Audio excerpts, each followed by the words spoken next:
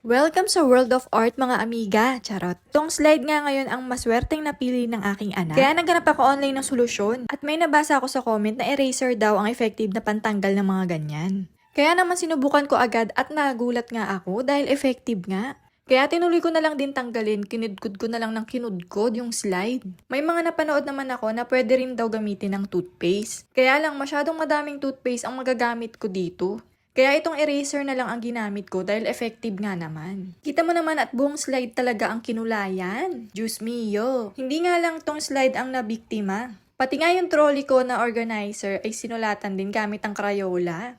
Pero itong eraser lang din ang naging solusyon ko dun. Parte talaga to ng life mga amiga. Sabi ko nga sa kanya ay tulungan niya ako dahil siya naman ang gumawa nito. Pero wala pa ang ilang segundo ay umayaw na nga din ito. Sa umpisa lang ako tinulungan. Nangalahati na nga dito yung eraser at pati yung lakas ko nangalahati na rin. Pero wala pa namang isang oras at natapos ko din. O diba? Parang bago na uli.